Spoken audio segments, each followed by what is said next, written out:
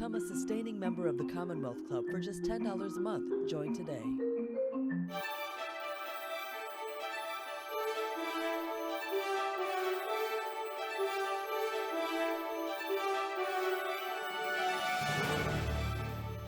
Hello, I'm Ann W. Smith, co-chair for the Commonwealth Club's Member-Led Arts Forum, and I'm pleased to welcome Commonwealth Club members and everyone else to our program today.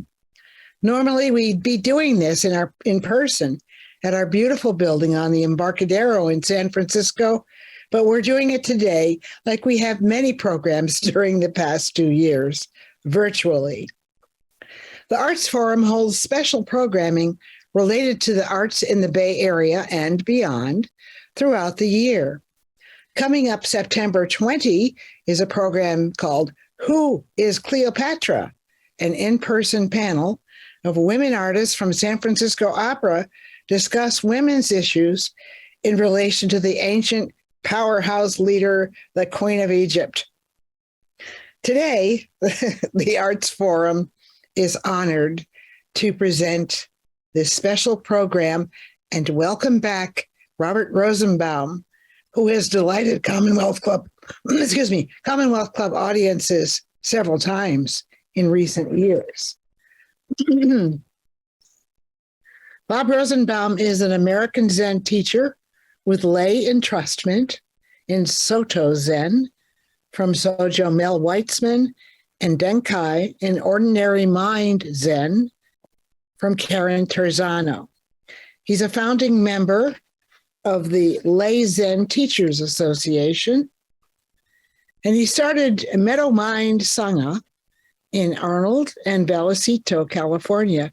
He's currently running an Ordinary Mind Center in Sacramento, where it's 114 or something. Anyway. 111 today. 111 degrees. He is a senior teacher of Dayan Qigong, or Wild Goose Qigong, in the lineage of Yang Meijin, authorized by Master Wei Liu of the Wenwu School. He worked for 30 years as a neuropsychologist, psychotherapist, and behavioral medicine specialist until retiring about 10 years ago to devote all his time to Zen and Qigong. Bob has authored numerous journal articles and book chapters, as well as the books Zen and the Art of Psychotherapy, Walking the Way, 83 Zen Encounters with the Tao Te Ching, and What's Wrong with Mindfulness and What Isn't, Zen Perspectives About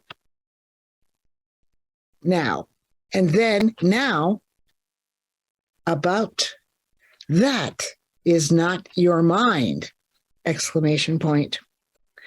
These are Zen reflections on the Surangama Sutra, and Bob Rosenbaum explores that question by inviting the forum participants to experience the vast, ungraspable mind that can never be broken, taking you on this magical journey explored through the Buddhism's Surangama Sutra through the lenses of contemporary neuroscience, perceptual psychology, and the Zen practice of making our lives our art.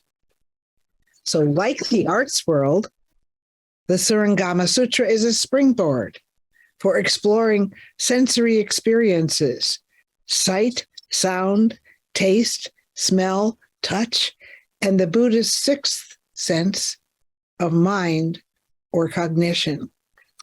I'm sure you're going to enjoy his witty, authentic, and refreshing contemporary insights from neuroscience and psychology, and learn something of the sutra's profound teachings from his decades of teaching experience. Among arts-related insights shared is an appreciation for the musics of the mind, to intersect with ancient perennial Buddhist wisdom and everyday human yearning. So that's that. I'll turn the mic over to welcome back Bob Rosenbaum to the Commonwealth Club of California. Over to you, Bob. So that's the book. Okay. Nothing's hidden, but there's an infinite field we cannot see. That's how I like to start the book. Horizons stretch ahead, behind, below, above. Within our range of vision, though, everything we see is refracted not just through the corneas and vitreous humors of our eyes, but they're also bent by the lenses of our minds. So when you and I see a flower, we see it something like this. But when birds and bees and small animals see a flower, they see it something like this, because they have ultraviolet receptors. We can't perceive ultraviolet light, but the ultraviolet light gives bees and other animals a kind of bullseye of where to go on the flower. And we might think, oh, well, we see more than they do, but they see other than we do. And in fact, some animals have the same three opsins responsive to three different wavelengths of light like we do, plus a fourth, the ultraviolet light. There are some humans who have the three usual opsins plus a fourth at a higher frequency. And what might they see? How can we even imagine it? There's so much that we don't see at this very moment.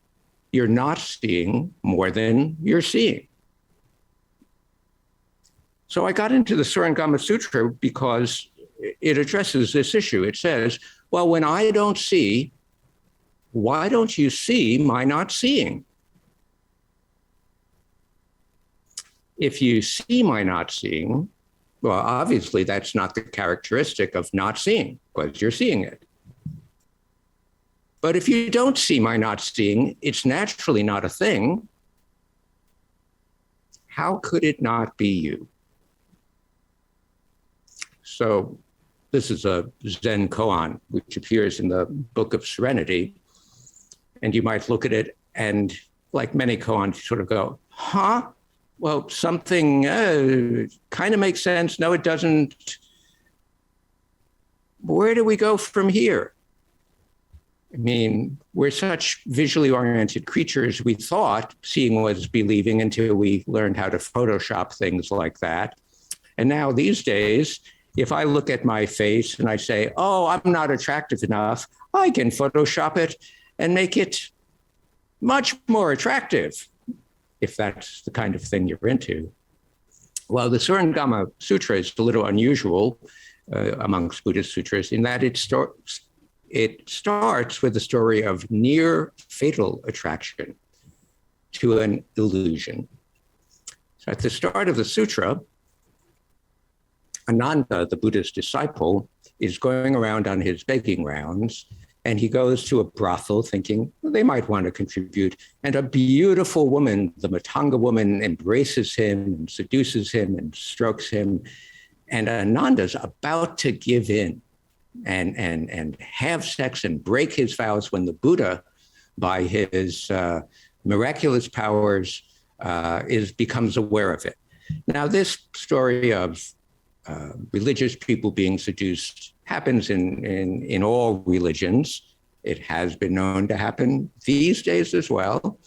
But for example, in Christianity, this is Velasquez's Temptation of St. Thomas Aquinas. And in Christianity, of course, an angel comes down to help him resist temptation. Well, in the Surangama Sutra, the Buddha manifests a miraculous mantra, the Surangama mantra, and he manifests that and sends Manjushri to rescue both Ananda and the Matanga woman who've been ensorcelled by a sexual demon. And he brings them to the grove. And Ananda is humiliated and upset, and he goes, "Oh my gosh, oh, I'm so sorry, I feel so badly." And the Buddha says, "Look, let's not worry about saying you're guilty or apologizing. Let's get to the root of the matter. What motivated you to seek enlightenment?" And Ananda says, "I was dazzled by the Buddha's radiant body sparkling with the 32 hallmarks of enlightenment." And Buddha says, "Well, what was it that saw those hallmarks? Who was it took delight in them?" And Ananda replies, "I delighted in them and loved them with my mind and eyes." So the Buddha says, "It is the fault of your mind and eyes that you are bound to the circle of birth and death." Well, that's not quite what we expected. He goes on to say, "Someone who does not know where his mind and eyes are will not be able to overcome the stress of engagement with perceived objects."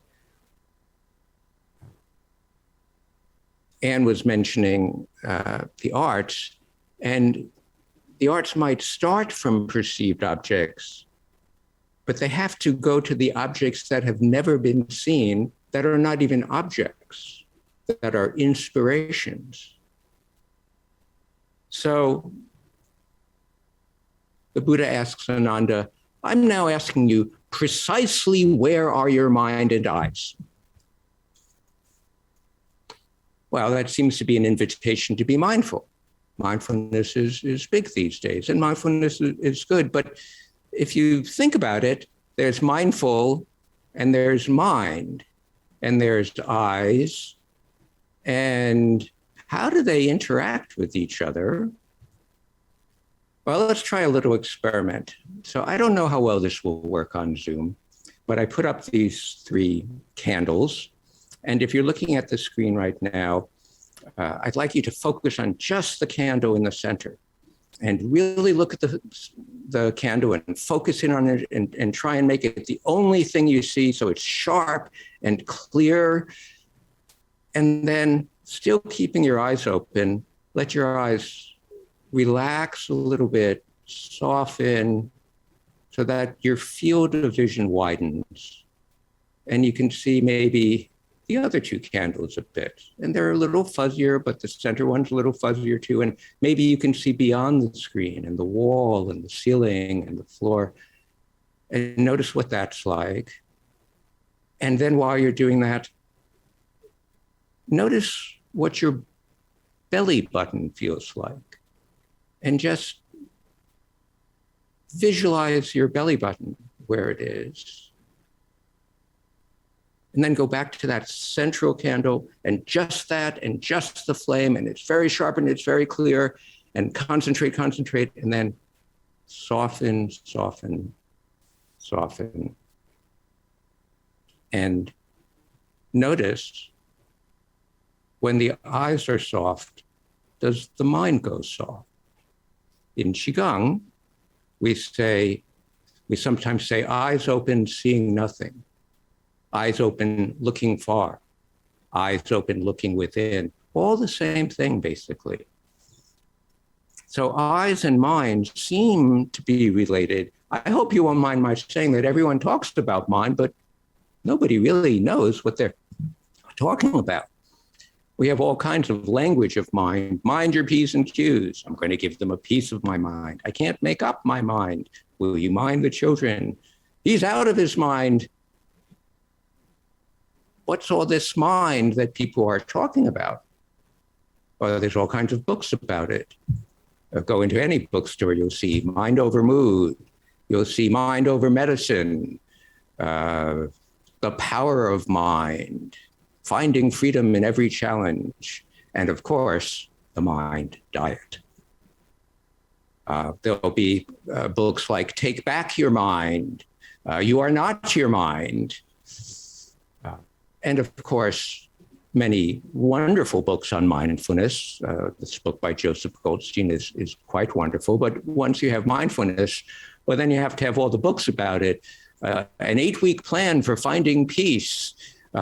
mindfulness for self-compassion, mindfulness for trauma, mindfulness for ADHD as a prescription. I've worked with a lot of adults with ADHD. I don't think meditation is the first way to go with it. You can try it. We've got all the practical books for beginners, practicing mindfulness for adults. We've got the simplifying books, Mindfulness in Plain English, Mindfulness Without the Bells and Beads. And of course, you can't have mindfulness without a bear named Pooh. We've got games. Oh, and of course, how could I forget? Mindfulness for Dummies, cards, games, coloring books, journals. As long as we're publishing all these books, we might as well make a workbook for kids, a workbook for teens. Mindfulness for teens, 10 minutes a day, or maybe even 5 minutes a day. Or the grand prize winner, 1 minute mindfulness. What's that mind everyone's talking about? Well, the Buddha says, Ananda, what are the two fundamentals? First is the mind that's the basis of death and rebirth. And this mind is dependent on perceived objects. And it's this mind that you and all beings make use of and that each of you consider to be your own nature. That's our, I call it in the book, I mind, because it's devoted to getting things my way, seeing things my way, making discriminations, avoiding disasters. But Buddhist teachers have said this mind, which is able to make everything its object, these varieties of mind, and there's many kinds of this kind of mind, these varieties of mind are not the teaching of Buddhas and ancestors. So the Buddha says, there's a second fundamental, full awakening, the original understanding, the real nature of consciousness. All conditioned phenomena arise from it, yet it's amongst those phenomena that we lose track of it, even though it's active in us all day long. In the book, I call this Om mind. Om, big mind, it's sometimes called in Zen, non-discriminating mind. So as Zen teacher says, there's a subtle consciousness unrelated to being and non-being, keenly aware, but it's apart from passionate thought and discrimination. And this mind, not that mind, this mind makes one raise one's eyebrows and blink. This mind makes one walk, stand, sit and lie down, be confused, get into trouble, die here, be born there, eat when hungry, sleep when tired. Well, this isn't obvious, so the Buddha is going to spend some time with Ananda and try and explain. He says, Ananda, I know you want to calm the mind, you want to be free of suffering, free of death and rebirth. So I'm going to ask you again. And he holds up his arm and he bends his 5 fingers into a fist and he sends forth light. And he asks Ananda, did you see something? And Ananda says, I did. And Buddha says, what did you see? Well, I saw the thus come one, another name for Buddha, raise his arm, bend his fingers into a fist that sends forth light, dazzling my mind to eyes. And the Buddha says, when you saw my fist emit light, what did you see it with? And Ananda says, oh, I and everyone saw it with my eyes. The Buddha says, your eyes can see my fist, but what do you take to be your mind that was dazzled by it? And Ananda says, well, you know, you've been asking me about where my mind is and what my mind is. And my mind is what I've been using to determine where it might be. My mind is that which has the capability of making such determinations. It's my mind, you know, makes distinctions. And the Buddha says, Ananda, that is not your mind. Hence the title of the book. Well, Ananda is startled. He says, that's not my mind. What is it? And the Buddha says it's merely your mental processes. And these assign false and illusory attributes to the world of perceived objects. And this deludes you about your true nature, and it causes you to suffer. So the next section of the sutra goes into visual processing as an example of how misleading our visual sense is. And there's many visual illusions. You might have seen this one where if we were in person, I'd say to you, how many of you are seeing the train coming towards you? And about half of you would raise your hands. How many of you are seeing the train going away from you? And about half of you would raise your hands. And probably if you look at this and you kind of move your head around a little bit, you'll be able to see, oh, wait, it's coming towards me. No, it's going away from me. No, it's coming. Well, what is it doing really? Really, that's a tricky question. Well, but the mind is the eyes and the brain, right? I mean, Gregory Bateson was fond of saying, well, a blind person who's walking with a cane, is that cane part of their body or not? How about if you wear glasses or contacts? When you take your glasses on and off, are you taking part of your body on and off? When you're reading a book and you see the words, are you seeing with your mind or with your eyes? And if you're imagining something, a square, a triangle, a circle, where is that happening? And most people would say it's in the brain, but it's not.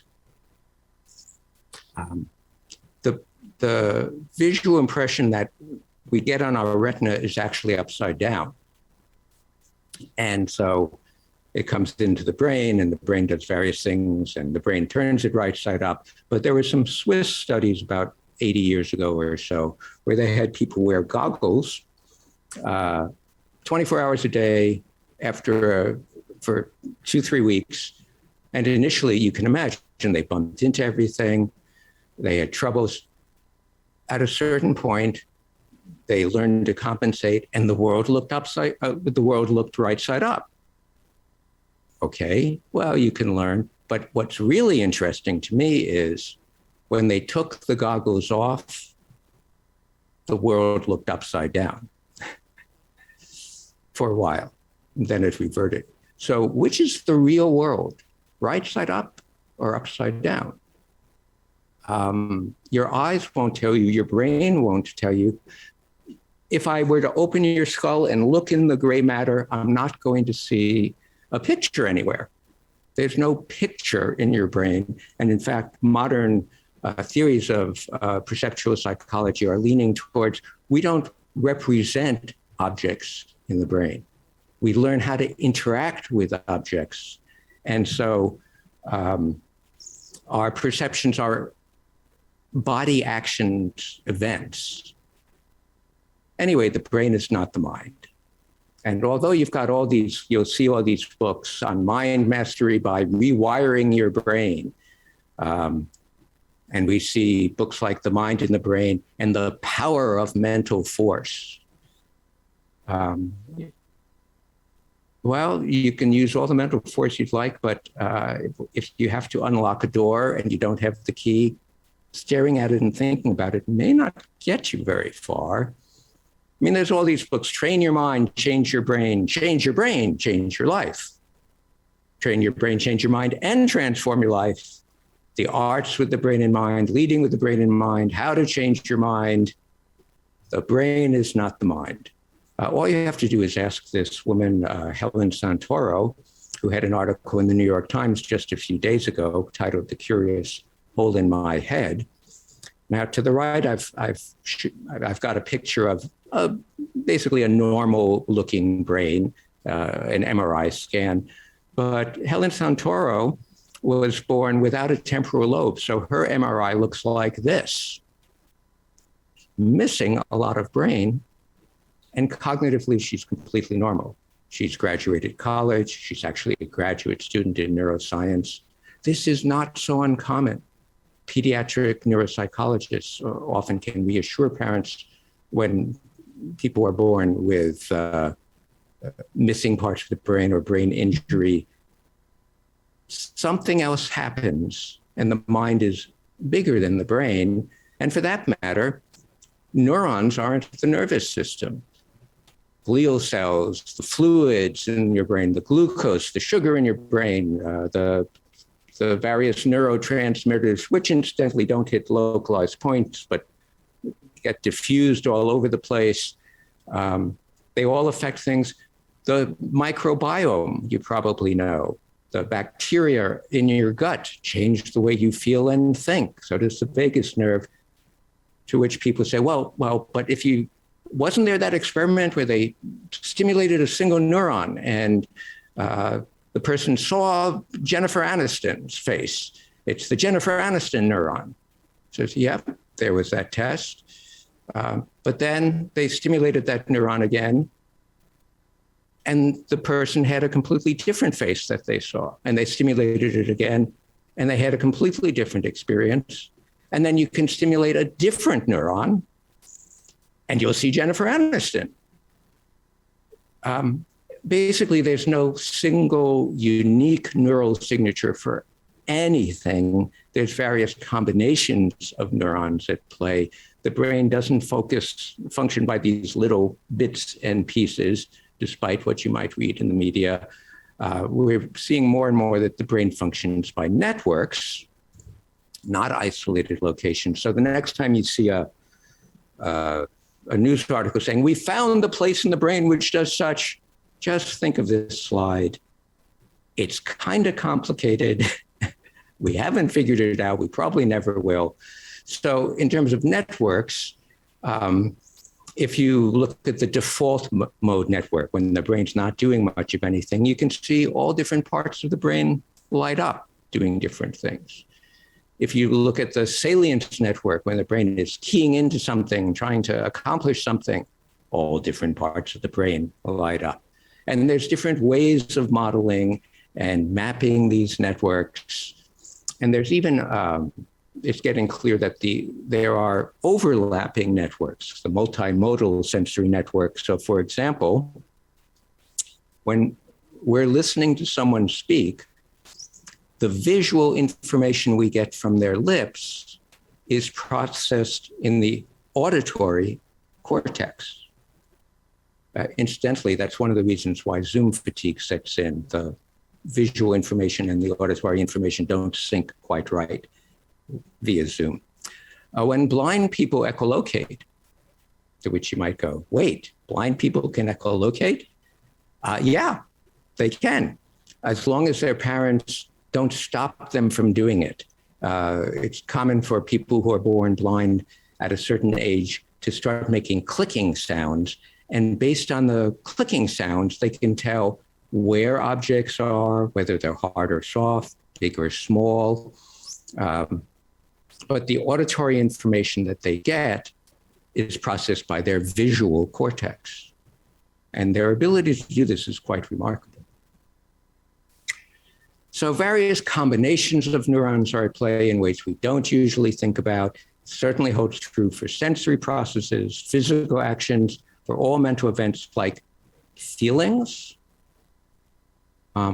Feelings are not fixed. They're also not fixable. They're the climate and the weather of our life. So most people think, oh, yeah, feelings. There's like 6 or 7 basic feelings: seeking, anger, fear, lust, grief, and they're in our brains. You can kind of see them in the little circles in the lizard brain, and we have to train our rational brain to take care of them. And they're all very hardwired. Well, there's all kinds of data for this.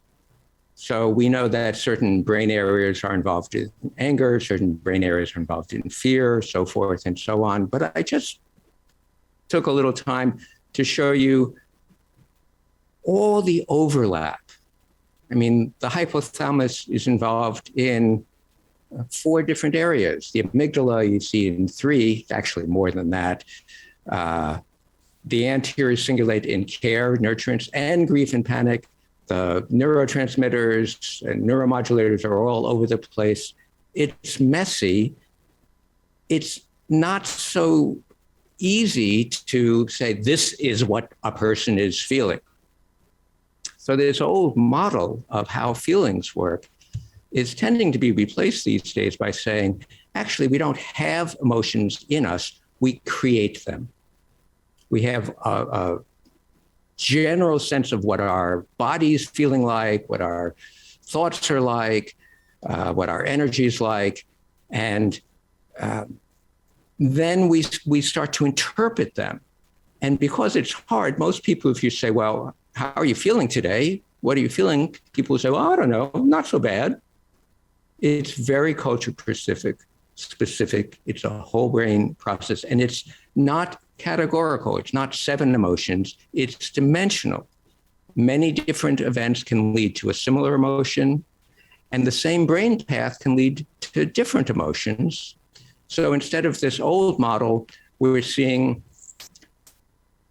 that there's a dimension of arousal distributed through the brain, cortical and subcortical, and a valence distributed through the brain, cortical and subcortical.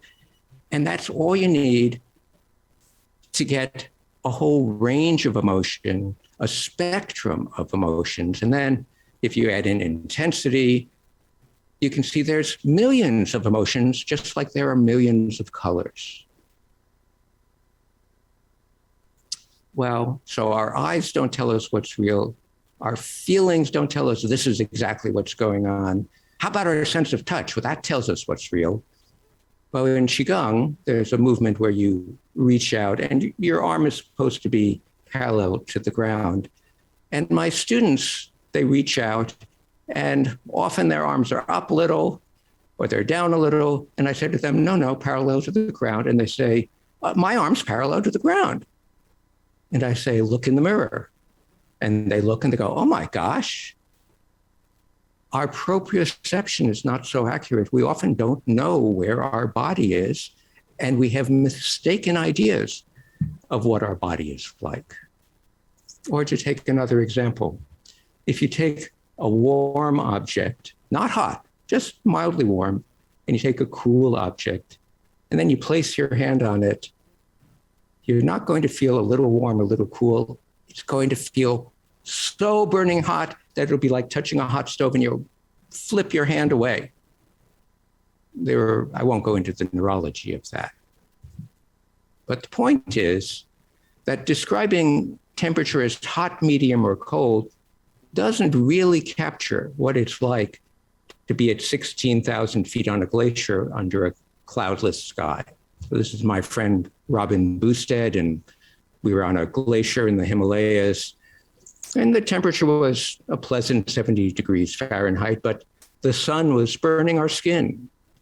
The wind blowing from the ice felt freezing. The air's thin, so you don't hold in your heat, so your body leaches heat. And meanwhile, you're sweating because your exertion warms you. So an average temperature doesn't convey how we're hot and cold, and neither hot nor cold nor in between. And the problem with I mind, distinction mind, is it wants to be hot or cold or in between. It doesn't like this, well, but a lot of different things are going on at once, even if they seem contradictory. Well, maybe that's true for weird things like glaciers and Himalayas, but pain is pain and pleasure is pleasure. Not really. This is a T-shirt some amputees like to wear to kind of make fun of the fact that they've lost their arm. The fact is that missing arm very often hurts like mad. Even though it's not there, phantom limb pain can be excruciating, very difficult to treat in a limb that's not there.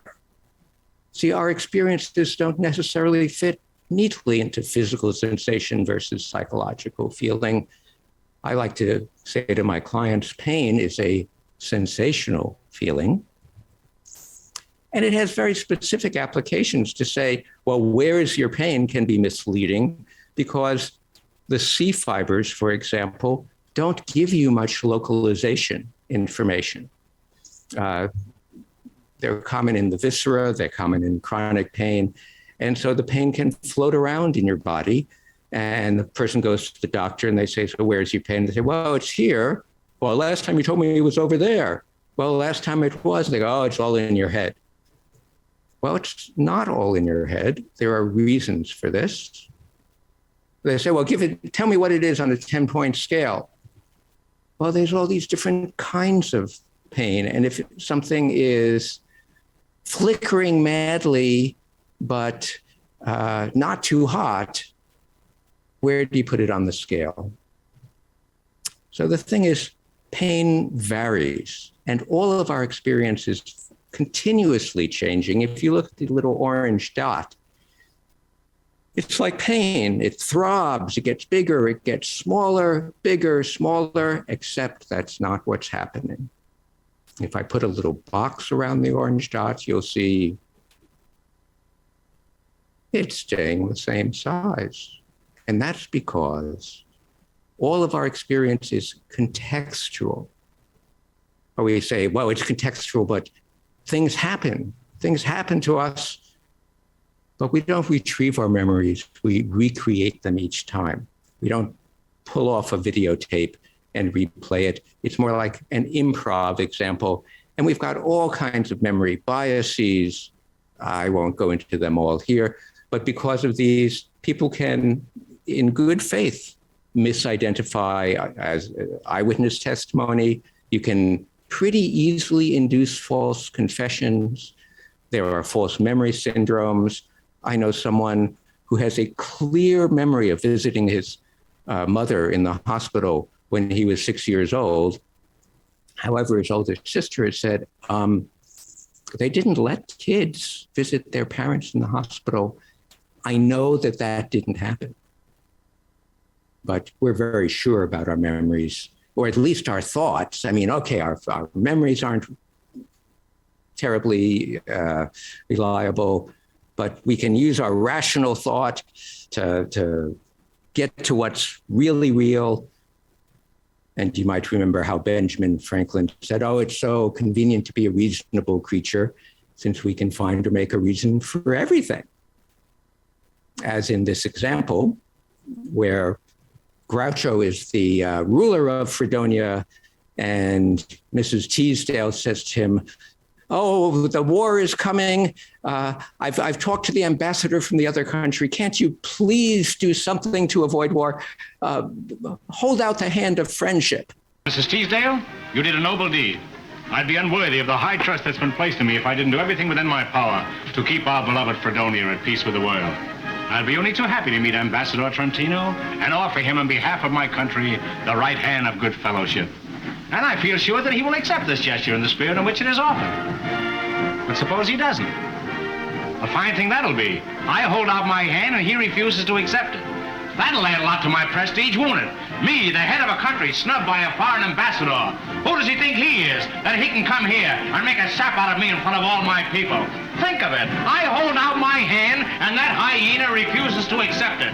Why, the cheap, ball-flushing swine, he'll never get away with it, I tell you. He'll never get away with it.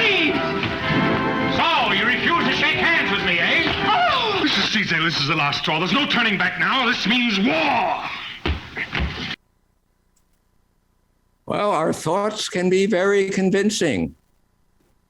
They're what cause war. But thoughts are objects of mind, not mind itself. The Buddha says they're like elaborate mirages that appear in space. They have no real existence of their own.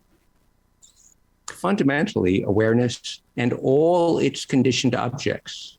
In other words, everything you see, think, every object you touch, every feeling you have is the pure, wondrously understanding, enlightened mind itself. This is the mind-only school of Buddhism, which says walls, tiles, and pebbles are mind.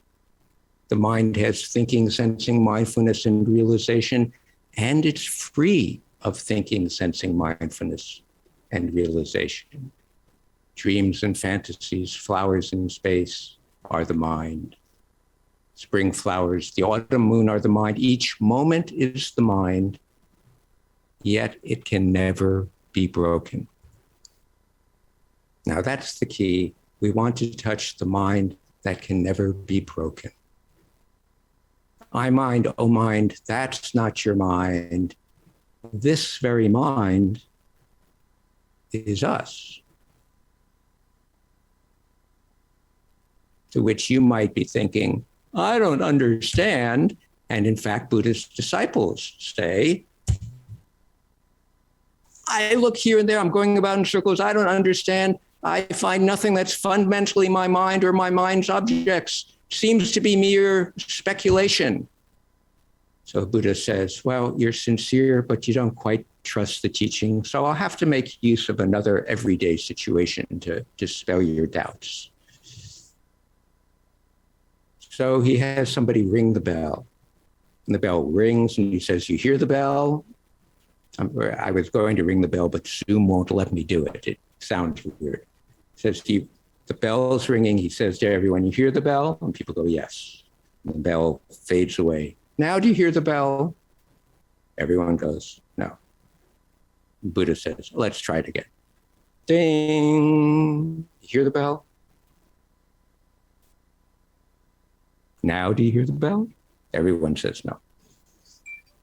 It happens again. And at the end, Buddha says, why have you given such muddled answers? And people say, what do you mean? You rang the bell, we heard it, we said we heard it, stopped ringing, we said we didn't hear it. To which the Buddha says, you didn't distinguish between hearing and sound. You thought you heard the bell when it was ringing and didn't hear it when it wasn't. Then how did you know the sound had ceased? You had to be able to hear the sound's absence. Remember seeing, not seeing? Your true unconditioned hearing, true mind includes both sound and silence and is more fundamental than either sound or silence. I won't go through this, but throughout our day, we rely on hearing what is unsounded.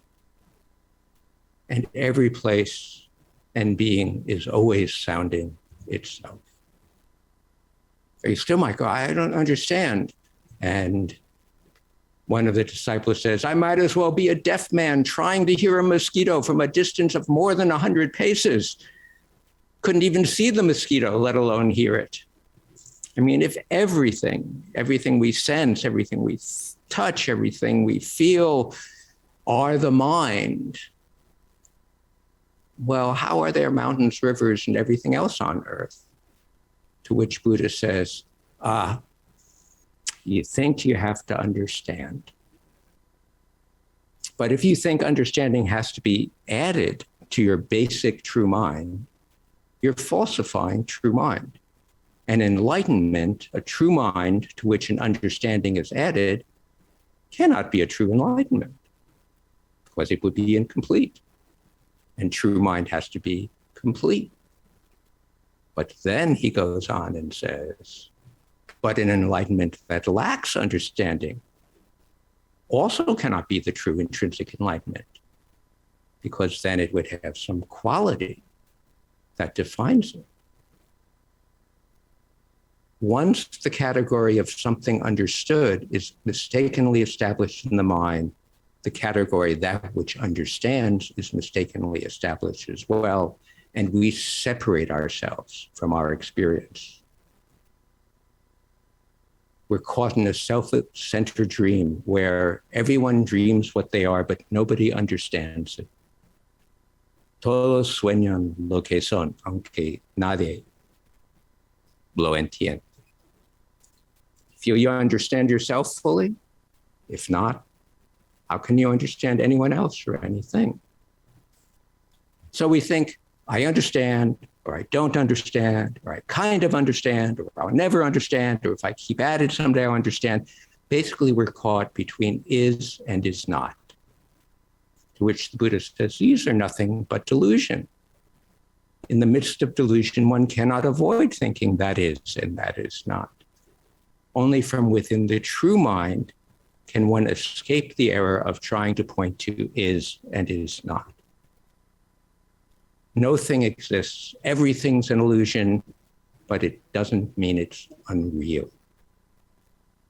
Well, you can see the white triangle, right? Pretty easy to see the white triangle, except of course it's not there. And if we jiggle this and jiggle that and jiggle a few other things, the white triangle is gone, but it was never there. You see, Buddhism functions by a different kind of logic called the tetralemma. To appreciate any experience, we have to go with A, not A, both A and not A, neither A nor not A. I understand. Well, actually, I don't understand. Well, actually, I do understand, and I don't understand. Actually, no, I don't understand. It's neither understanding nor not understanding. Is not, is the same as isn't, is and isn't, neither of them. This has specific consequences. We think when someone dies, oh, I should be sad. Oh, but maybe I'm happy that they're out of their suffering. Maybe I'm both sad and happy. Well, maybe I'm neither sad nor happy. This is the way our life is. So the tetralemma says there's a triangle to the left, there's no triangle to the left, there is and there is not a triangle to the left, there neither is nor there isn't a triangle to the left. Well, that's the first half of the Surangama Sutra. I don't have the opportunity here to go through the second half, but it is practical as the lotus blooming through the mud and the mud blooming through the lotus. So what do we do? The rest of the book is about how to undo the knots in our minds, how to turn around the outflows. Here's a verse from the Tao Te Ching. Everyone's certain they see things quite clearly. I still wander in darkness with the waves in the waters, with the winds playing ceaseless on oceans so deep. Countless things co-arising, see them turn and return to their roots, at their roots to be still, in stillness, recover, revive, and endure. So the sutra goes on, 25 sages tell how they came to true understanding. And the last sage says, I listened not for sound, but for the basis, the enlightened basis of sound. And I heard the cries of the world and discovered compassion is not a feeling we create, an emotion that comes and goes. It's our basis. The time of compassion is ever here at this very point. There are instructions for establishing a place for awakening, instructions for right living, precepts. The Buddha says, one who enters samadhi while practicing meditation in stillness, but who doesn't refrain from making false claims, but who still lies, is like someone who molds a piece of excrement into the shape of a piece of sandalwood incense in the hope it'll then be fragrant. And there's other precepts. And at a certain point, he goes around, the Buddha warns us and says, okay, so you get to a certain point and you think, I'm a sage. And then demons may arise within you. And you have all these miraculous powers. You can pull intestinal worms out of your body without harming yourself or the worms. But you've not become a sage. If you think you're a sage, all kinds of bad things will happen. He goes into that. Key point is, don't think you're a sage or you'll wind up like this. That's what comes of attaining samadhi too early in life. So ultimately, we wind the book up by reaching. We learn we can only be fully engaged by letting go of ourselves, reaching to each other, for each other. that reaching is realization. In our incompleteness and delusion, we keep reaching for that which lies beyond, but it's always right at hand. Nothing's hidden, though there's an infinite field we cannot see. It's practice is a matter of encountering and meeting everything with our utmost sincerity, a trusting heart. Our true nature reaching for itself is to practice with heart, beyond heart, even with half a heart. So I think I'll end by mentioning the sutras about love, not the ensorcelled demonic love from the beginning, but about bowing to each other with reverence and joy. I thought I'd end with this poem from some years back that I wrote. How wonderful there's no thing to be grasped.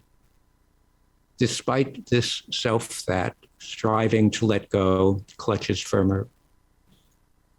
Folding the laundry carefully, making such straight lines I double back upon myself. A wave watching waves create a beach of footsteps, salt, and stars. Each strand of seaweed can only be itself. One word in conversations between tides and land. Here wind becomes the ocean, disappearing into sand. You really took us along a trip there. A roller coaster. Yeah, well, it is. And I'm thinking about, how in theater, it's this suspension of disbelief, and we see the actor taking on what it is that the playwright or the director has encouraged them or directed them to do. And is the actor to believe that? Are we to believe the actor? Are we to believe who told the actor to do that? Well, this suspension of disbelief is so fundamental to, I think, to the arts, to seeing, not seeing, hearing, not hearing. Yes. But in order to suspend disbelief, you have to stop believing that there's a person up there who's an actor. You have to stop believing that this is just a stage. My teacher used to say, we shouldn't believe anything, but we should have great faith in everything we encounter.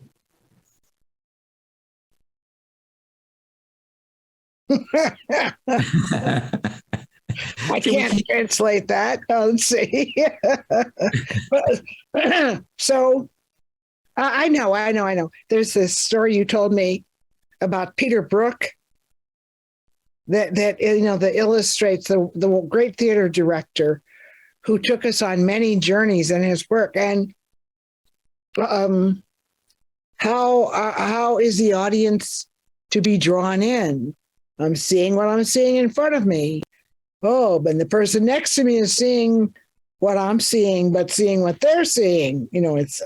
But then Peter Brook took this into account in his work. And I love this example you cited of, what was it? I forget the play. Oh, the end of the first act of Midsummer Night's Dream. Yeah. Would you tell me the story? Well, it was one of the most wonderful theatrical experiences I had. So empty stage, middle of the play, the lovers are crossed, they're running after each other. The fairies are throwing confetti in the air and making weird sounds. At a certain point, Oberon swings on a rope down to center stage and spreads his arms, and it's just magic. It's just wonderful, and everyone's enthralled, and gradually the stage empties, and it empties. And all this time, the house lights have been coming up, and there's still confetti on the stage, and only Puck is left, and he's sweeping the confetti, and the house lights are clearly up, and it's time for the intermission, but everyone's just sitting there transfixed. And so Puck looks up from his sweeping, and he sees the audience, and he goes, "Go, go, it's intermission." So let me ask you, at that moment, is he an actor? Is he Puck? Is he Peter Brook? Is he Shakespeare? I wonder who he believes himself to be at that moment. He's all powerful. Everyone in the audience follows his lead. Get up and leave. He's like God. Which is fine as long as he doesn't think that he's a sage and really is God. But what about us? We're all leaving. Well, Groucho has another song. Hello, I must be going. I'm sad to say that's our life. Hello, I must be going. Hello. But on a profound level, the Surangama Sutra says, there's no birth and no death. There's no suffering and no extinction of it. All these delusions are actually real. But they're real, they're not real in the way you think it is. So a mirage in the desert of an oasis looks real, and it is real as a mirage. But if you drink the last of your water from a canteen, thinking, oh, there's a mirage, there's an oasis there, and you get to the oasis and there's no oasis, you'll die of thirst. Mm-hmm. So real and real, false dichotomy. What if nothing's real and nothing's unreal?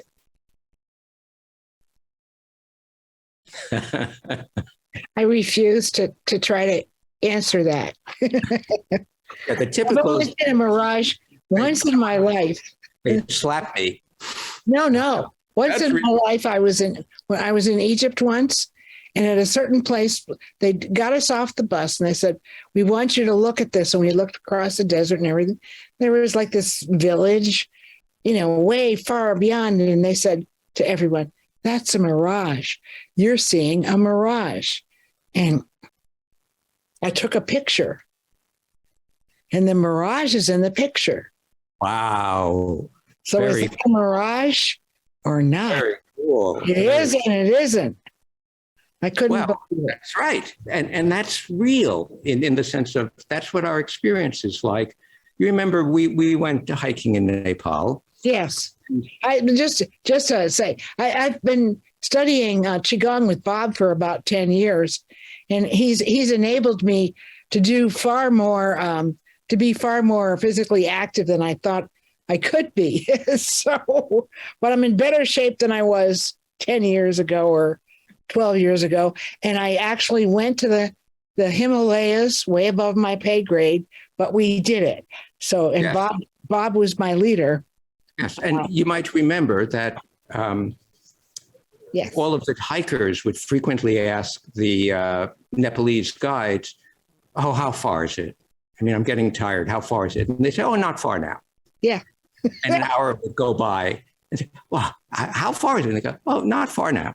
And anytime you ask a Nepali, how far is it? They'll go, not far now, because they mean they're not thinking about time or distance.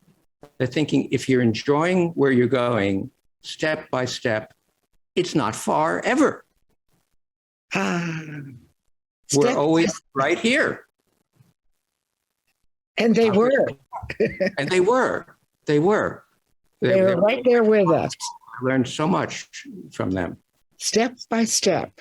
Yep. I think that's a very useful mantra to carry ourselves towards the conclusion.